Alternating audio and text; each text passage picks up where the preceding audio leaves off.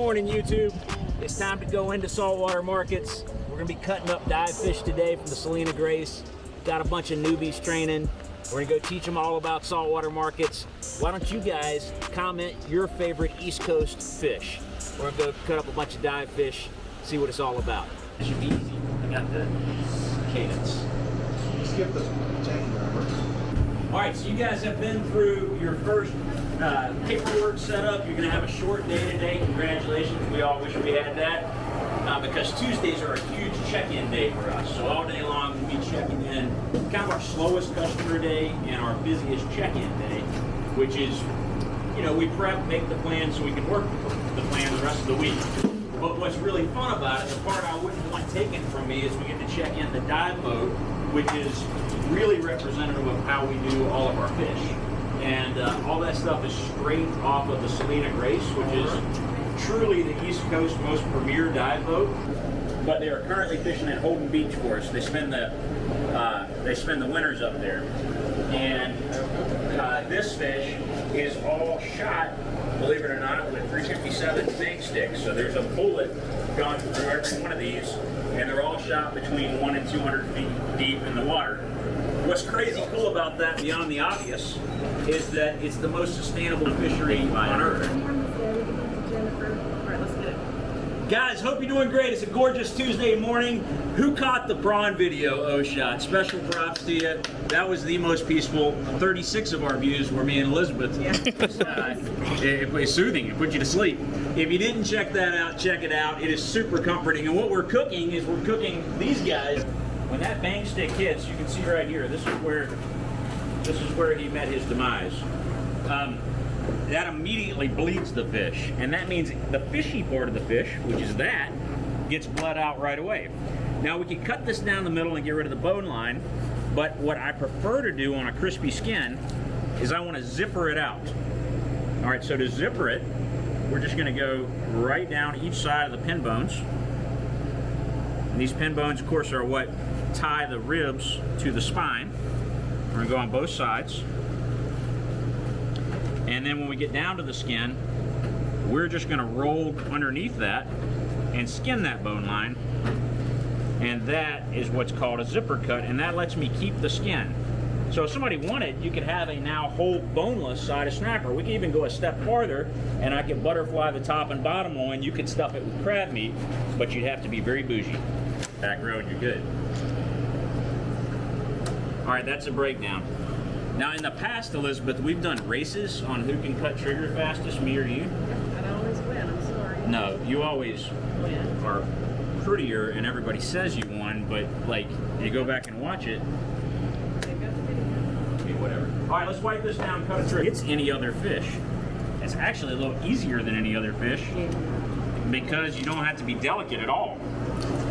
You can just handle this.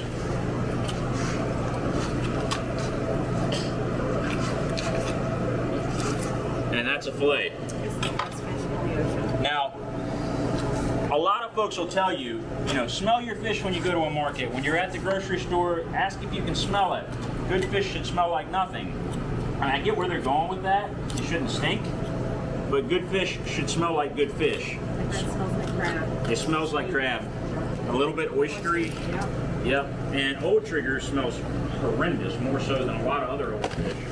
But fresh trigger is like, it's like opening a gallon of scallops. As far as like strength level of the smell, scallops you smell like straight sugar and shellfish, and trigger straight crab and oysters. I was on it. Oh, you're getting the up close at all costs because triggerfish is a violent fillet job. And I just want you to know what the butcher said when he dropped his knife. Do you know He said what? You know what the butcher said when he dropped his knife? What did he say? Won't be long now. But you stand as close as you want to. I'm not afraid. Best way to cook it. All right, trigger, I don't care how you heat it up. It won't fall apart. It isn't delicate. It's blue crabby. You can grill it, bake it, broil it, sear it, so Bubba Gump it, okay? There's literally nothing that's not good on it. For me, I like it just like crab, so I'll go lemon butter, or those preserved lemons. maybe in some melted butter, minced up, and I'm gonna grill it every time. But I have done just straight up hillbilly Italian dressing, and it's amazing. It's comfort food for sure. Now there are other ways to cut a trigger, and some people enjoy the other ways. I'll show you one. Are you ready yet? Yep. You excited to learn the other ways? Something like that. It's the spice of life, buddy. All right, so here's another way. Take a medium one. This is more difficult when they're fresh, and this is certainly fresh. But here's the other way. You score all the way around it. And that's just there's a soft spot right around the fin line. So you just score, still come under the tail, but you score all the way around. You pull, there's a little bit of a break in the skin right here. You put your thumb over the back and just give it a rip. Take a shirt off. These we turn into the fisherman's dog treats. So those, you know, you come in, you see a picture of Elizabeth's dog, definitely not my dog. And they will, of course they love them, and they make their coat shiny. There's another way that we can do. You can ask for a pork chop style from us. Oh, I like it that way too. And that's great. That's bone in. Maybe I'll show you that on this one. So we do the same thing. We skin it down if you ask for that. So good to fry it whole like that. You would think with the bones in there that you would have to work around bones, but they're so tough, the bones. Like you'll never accidentally get one. It's safe. Right there. So he's skinned. And the next step, if we wanted to do that, is we would take a hefty knife. This one's not right. We should do Around the corner. mallet. I think it's around the corner. Go over to the trash can, give her a little twist. This could be PG-13. No, it came out clean. Everything's good.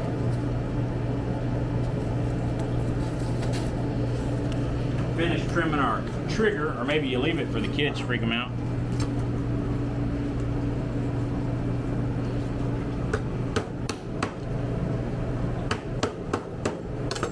And that, not quite cleaned up, but that is the way we do the pork chop style. And for me, what we always do at the house is we'll score that up. So just like it is, we'll take and make lines in it for a marinade. And a lot of times I'll do this with a gremolata or a chimichurri, which is basically the same thing. Just one is South American and one is Italian, but either parsley or cilantro, chilies, salt, olive oil, a little vinegar, give it a rub, grill it.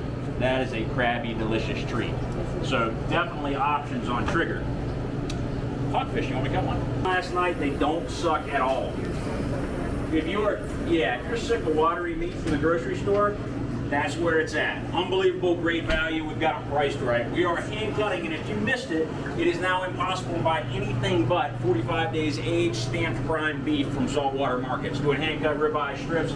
We got shrimp just reloaded, Carrie's High Tiders from Sea Level, North Carolina. Great shellfish display, including great day boat scallops. Salmon, of course, Carolina rainbow trout. Gonna be a great day. Come find us in one of our 3 locations. Clover, where I'm standing, at 713 Pepper Street across from CVS, Fort Mill, or Gastonia. And as always, if you need hope, you'll find it when you walk in our markets. If you need help, I want to know about it. And if you want the world's best groceries, that's all I got. Y'all come see us. Busy morning. Newbies are getting trained. Got Josh and Rebecca over there getting all the pork prep. We're going to do a killer back to school special. This is going to be a fun day. Fish in the case, a live shellfish, oysters, mussels, clams. There has to be a tag. And they are crazy lumpy. My rule is if we don't let any work on the same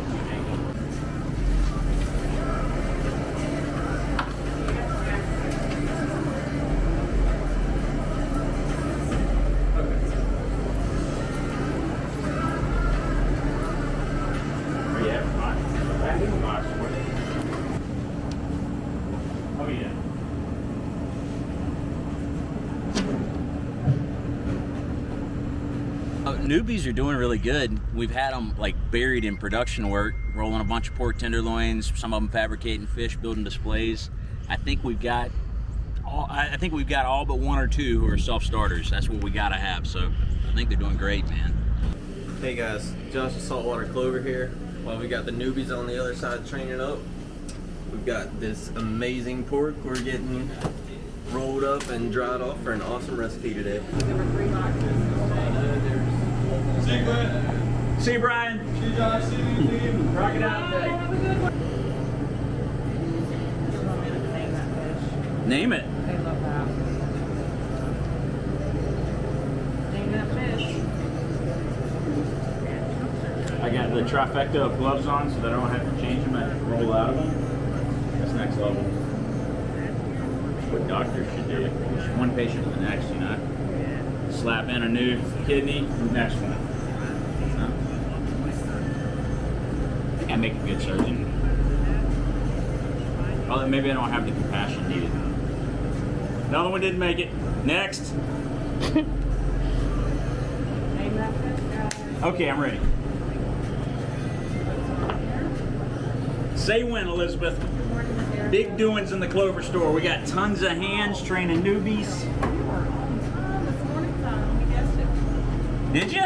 We did. So Kyle, you must have said this is a big, fat, gorgeous cobia. Is that what you said? Well, you are right, Kyle. And I tell you what, you come by the Clover Market today and I will buy you one portion of cobia. Well played, sir. We have got an unbelievable Wednesday planned for you. It's back to school in my house like it is in yours.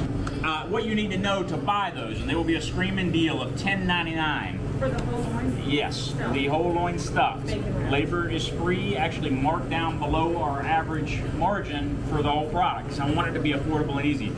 It's going to take us all day to get all of them done so that I can distribute them for tomorrow to all 3 market locations. That means if you've got to have one today, then you will have to come by the Clover store. Yes. As soon as we get them done, we'll announce it that we've distributed them. Today, everybody's got everything else. All right, let's start. Lemon fish. And the milk is here. That's a satisfying sound. There's your YouTube sound of. Hey, how many of you are watching us on YouTube?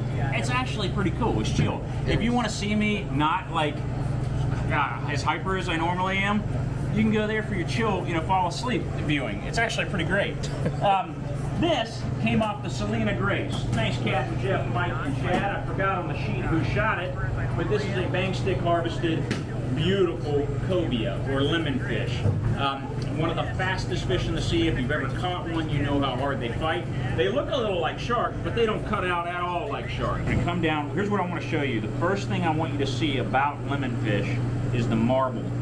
First time I had this was on the back of the boat in Biloxi.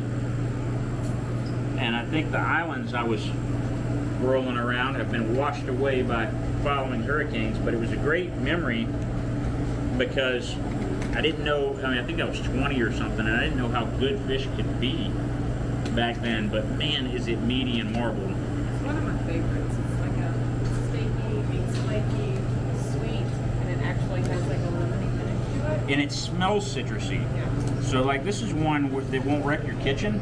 It's gonna smell good while you're cooking it. You take this and double down on that flavor with some of the preserved lemons we've been stocking. Oh, forget about it. The belly's really nice. I don't know if you can get the up close, but you're already seeing the fat. That's what makes cobia good, is it's marbled like a ribeye. Just get this out of the way, and we're gonna portion up a little bit of it. I want you to see it. Then we're gonna go roll one of those pork loins. I do have shucked oysters, if anybody needs them for the rain. I want you to know. All right, so there's the loin.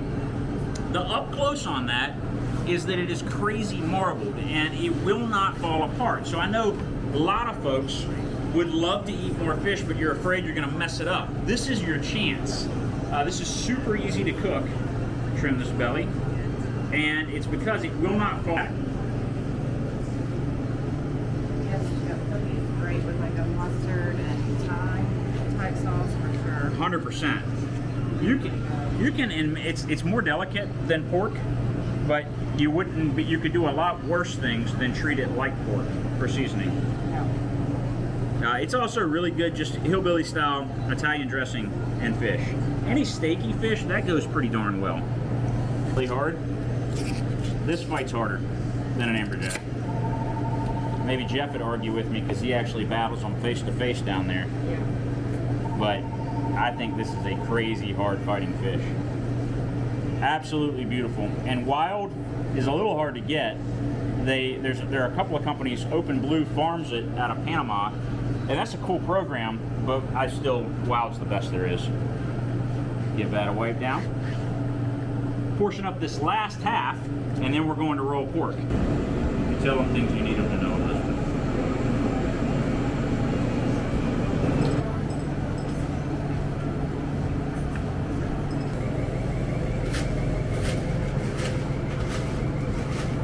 All right, Charlie. This is your jam. Oh, It's just the way. that's cool. The light's flickering, man. We're good with that. All right. This is my chill content, yeah? I can be chill? Yes. Okay. We got our bacon wrapped, apple stuffed, cranberry stuffed, scampi butter stuffed pork tenderloin. You gotta slice it confidently up. Look at the juiciness.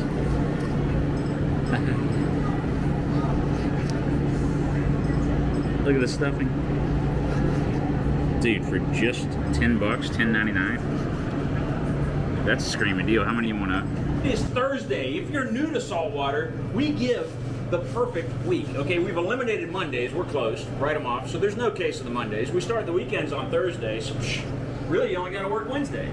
So the tricky thing about training newbies is, when you come in, we think of you as a greenhorn kind of boat expression, but like it'll take you a year before you know everything to be a full butcher fishmonger at least. And then I'm 20 some odd years deep. You still learn new stuff like every day. And it takes a while for sure. We got to pick them careful. Yeah, so mistakes are part of anything that you're learning, but for us, I want to know a couple of things. I want to know, do we know why we made the mistake? Do we know what we can do to correct it? And do we know, have we put something in place to make sure we don't screw it up again? If we've done those three things, I'm never mad. Yeah, so over the years I've learned that not everybody learns like I do. And so some people are visual, some people need to be told and then left alone, let them figure it out. That's me. And some people are audio, so you can sit down and with a whiteboard and teach them something. And that's probably the biggest takeaway I've had is everybody learns different.